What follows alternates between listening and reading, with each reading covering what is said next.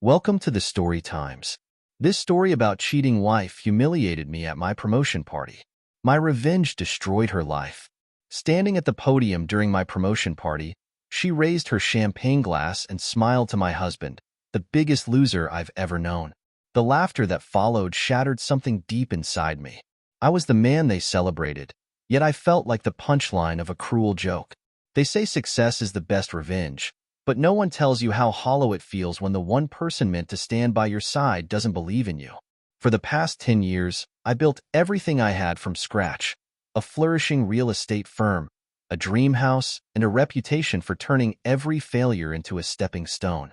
Yet, my wife, Sophia, always seemed to see the cracks rather than the foundation. Sophia was my college sweetheart. She had been radiant, ambitious, and magnetic. A woman who could own any room she walked into. I loved her fiercely, but over the years, her once inspiring confidence became a double-edged sword. She began to cut me down, subtly at first, then with a brazenness I couldn't ignore.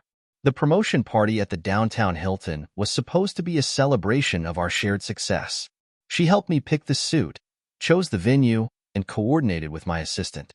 But standing there, hearing her cruel toast, I realized she had choreographed the whole evening for her own stage.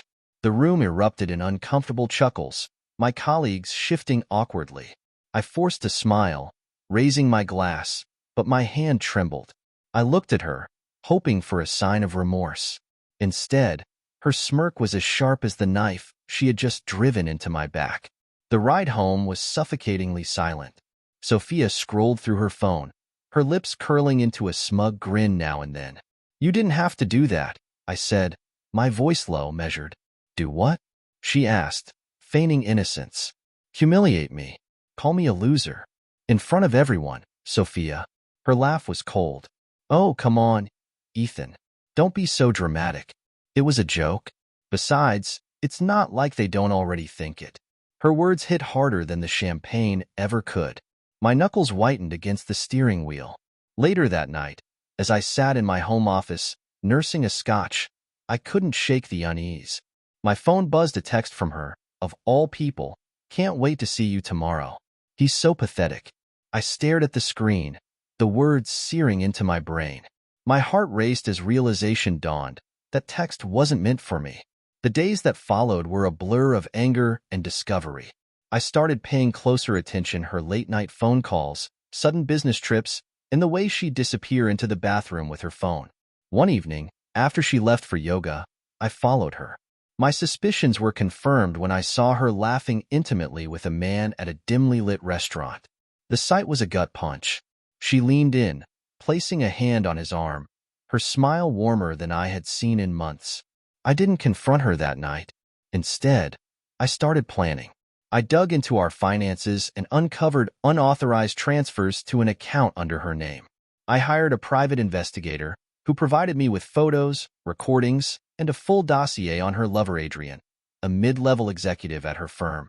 The pieces fell into place like a jigsaw puzzle designed to break me. The humiliation, the condescension, the constant erosion of my confidence. It was all part of her narrative to justify her betrayal. But I wasn't the loser she thought I was. I called my lawyer and revised my will, then quietly moved assets into a trust only accessible to me. I installed hidden cameras around the house, capturing her private phone calls. The most damning evidence was a video of her and Adrian discussing their endgame, draining my accounts and leaving me penniless. 2 weeks later, Sophia threw a dinner party. She insisted I attend, despite my growing distance. As she entertained our guests with her charm, I waited for the right moment. After dessert, I stood, clinking my glass for attention. "I'd like to make a toast," I began, my voice steady. Sophia's eyes narrowed. "To my wife, Sophia," I said, turning to her. "For her dedication, her ambition, and her creativity. You've truly outdone yourself." The room went silent as I clicked a remote, projecting the damning video onto the living room wall. Gasps filled the room as Sophia's betrayal played out before her friends, her lover's voice unmistakable. She lunged for the remote, but I stepped aside. "Sit down, Sophia. We're just getting started. Ethan, this isn't. Save it." My voice cut through her protests. You called me a loser, but let me tell you what a winner looks like. I outlined everything, the financial trust, the divorce papers already filed, and the prenup that left her with nothing. You thought you'd ruin me, I said, my voice rising, but you underestimated me. That's the thing about losers, we know how to turn the odds in our favor. Sophia's face twisted in fury. You think you're better than me? You're pathetic, Ethan. Her words no longer stung. They fueled me. The crescendo came when I revealed the final blow. Her lover had been fired after an anonymous tip to HR exposed their affair. His marriage, too, was in shambles. I'm done being your punching bag, Sophia, I said, my voice firm. This is your mess to clean up now. She stormed out, slamming the door behind her. The silence that followed was deafening, but it was a silence I welcomed. In the weeks that followed, the fallout was brutal for her. She lost her job, her reputation, and the friends who had seen her true colors. Meanwhile, I found solace in the life I had rebuilt for myself, one untainted by deceit. The divorce was finalized quietly, and I sold the house we once shared. Starting over felt daunting, but it also felt liberating. One evening, as I sat in my new apartment overlooking the city skyline, I reflected on the man I had become. I wasn't a loser. I was a survivor, a man who had faced betrayal and emerged stronger. Sophia's voice still echoed in my mind sometimes, but it no longer had power over me. Because the truth was, I had one, and that victory was mine alone. They say success is the best revenge, but the real victory?